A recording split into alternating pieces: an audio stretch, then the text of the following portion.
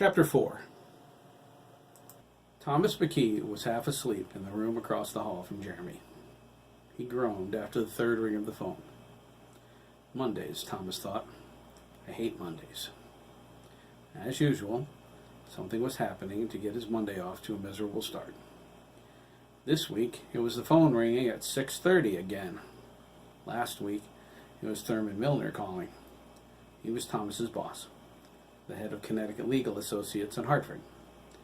He asked if Thomas would take his caseload for the day. Most of them were simple continuances. Thurman wanted to spend some time with his daughter.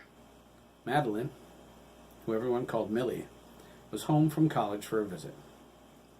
The week before, it was Thomas's mother, Amanda, calling to wish him a happy birthday. Doesn't the world know there's no court for me on Mondays? Thomas thought. He felt fatigued. Don't they know I need a day to sleep in and be left alone? If it were an emergency, I'd understand, but it never is. It made him mad, which said a lot. Thomas rarely got angry. He liked to sleep sometimes, though. Virginia lay beside him, her long brown hair spread out on her pillow. She breathed evenly, her breasts pressed against his stomach as they rose and fell. Her breath hit his sternum.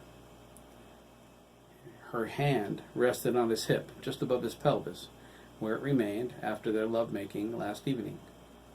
Thomas smiled. The boys surely heard them, especially Jeremy. No doubt it would be a hot topic at the breakfast table. Christopher won't hold anything back, Thomas thought. He intended to remind his oldest son that his day was coming. McKee men were nothing if not virile. Frankly, considering what he believed his 16-year-old sexual orientation to be, he hoped Chris would wait, or at least take care. There was so much to worry about in the world. Sex was the one thing that caused more harm than good if discretion failed to rule over desire. Thomas adjusted his position. He leaned over and kissed Virginia's cheek. The 9th ring caused her to stir. Thomas kissed her on the cheek again, and she awoke. She smiled, sliding her arm along his side to his face. Her eyes snapped open on the 10th ring. Virginia looked at Thomas with a puzzled expression. Oh, that stupid phone's ringing on Monday morning again, she thought. And he's smiling, rather than giving me that we put the phone on your side of the bed so it wouldn't wake me up look that he usually has. I'm sorry, sweetheart, Virginia said, reaching behind her for the receiver. I know, I sleep like the dead. We should get voicemail. You know I'm on call 24/7, Thomas reminded her. Hello, Virginia said, answering the phone. Her voice was more than a little annoyed. Hi, Mrs. McKee, a chipper voice said. It's Matt. Is Chris there? Hi, Matt, Virginia replied, advancing to fully annoyed. Matt went to school with Chris and Jeremy. He lived up the street. How many times do I have to tell these kids? Hello, Chris asked, picking up the hallway extension. He had a towel around his waist. He just finished his morning shower. Working on the farm required taking 2, one after shift and one in the morning. Chris? Yeah, hi, Matt. Virginia cleared her throat. Mom? Yes, Christopher Robin McKee, Virginia replied. It's your mother. Remember me? The one who allowed you and your brother to get iPhones? Chris thought. I sense another long lecture on the horizon. It's not like I haven't told my friends 1,000 times not to call on my parents' phone. Matt, Chris sang. Sorry, Mrs. McKee, Matt replied. I'll sorry you in the head, Matthew, Virginia said. How many times do I have to tell you guys Chris and Jeremy have iPhones so we don't get calls on our line? But I called Chris's phone first, Matt whined. I was in the shower, Chris said. Well, where's your brother? Virginia asked. Sleeping, I guess, Chris replied. Jeremy turns his phone off at night. Hiram called his line by mistake once and woke him up at 4 in the morning. He was pretty pissed. Dude, don't say pissed in front of... Oops. Sorry, Mrs. McKee. Virginia shook her head, as if pissed was a word she worried about, considering some of the other choice words she heard come out of Chris's mouth. Don't call me dude, asswipe, Chris exclaimed. Hey, buddy, Virginia said. I find dude a lot more acceptable than asswipe. Who are you talking to? Thomas asked. She covered the receiver and told him. Matt and Chris. Thomas thought, my lovely wife carries on such enlightening conversations with the neighborhood youth. That's because you don't know what it means, Chris said. Oh, Virginia asked. Educate me. A dude is a horse's dick, Mom. Chris, Matt cried. He couldn't believe the way he talked in front of his mother.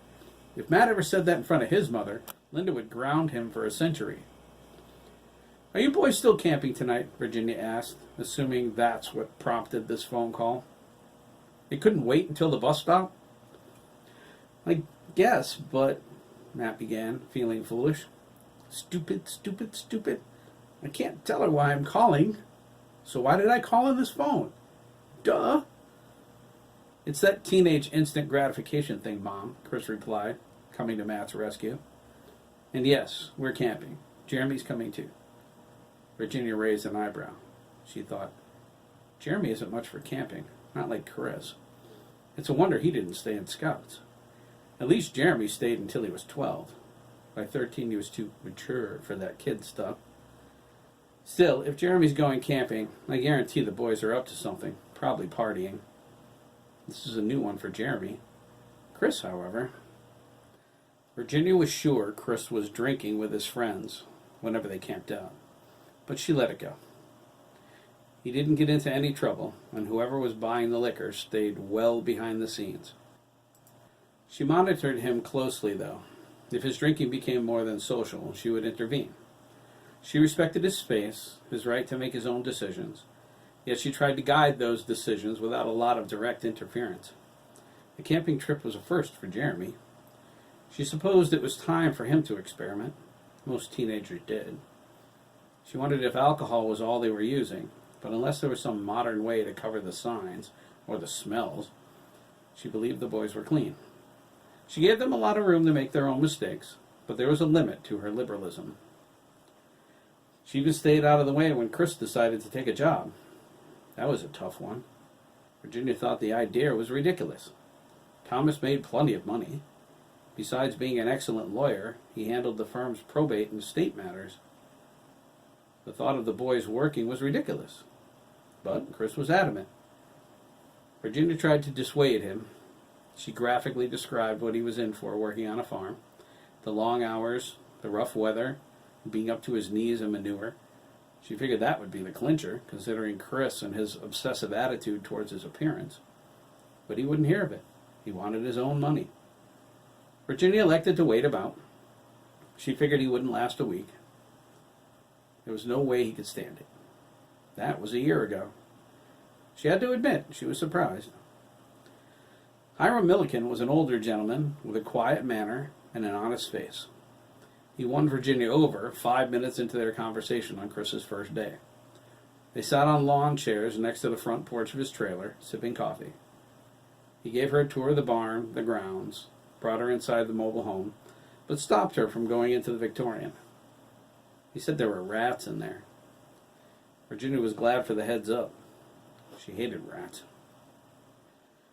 The Victorian was beautiful, even if it was old, with peeling paint. Virginia was jealous. She would love a house like that. It was like living in a castle. Hiram told her there was no electricity or running water. He shut them off since he didn't use the house for anything except storage. She looked in through the front window. The Victorian was empty. Hiram explained the attic was huge. He had everything stored up there except for his grandfather's furniture. That was in the barn. When she asked why, he cringed. More rats, he mumbled. Hiram grew up in the Victorian. His grandfather died in one of the upstairs rooms. It was a family place, too big for one person. The trailer was good enough for him. It has 2 bedrooms, Hiram remarked, which is convenient in bad weather. Sometimes I need a farmhand to work late and then milk the next morning, too. I let them stay in the guest room. He leaned in confidentially. A lot of parents thanked me for that the next day. Virginia agreed with the concept. Chris stayed there once, but the guest bed hurt his back. He refused to sleep on the floor or the ratty sofa. Virginia offered to drive him, even if it was early, but Chris insisted on making his own way. His self-reliance frustrated her, but she accepted it as being in the McKee genes. Chris had some of his grandmother in him. His driving permit was the only reason he let her take him to work now. He drove her Camaro both ways, but he still rode his bike to the farm when the occasion called for it. "Matt?" Chris asked. "Yeah?" "Call me on my iPhone, dude. I need to get dressed." "No problem. Sorry about calling so early, Mrs. McKee." "Don't worry, Matt," Virginia said, motioning to Thomas.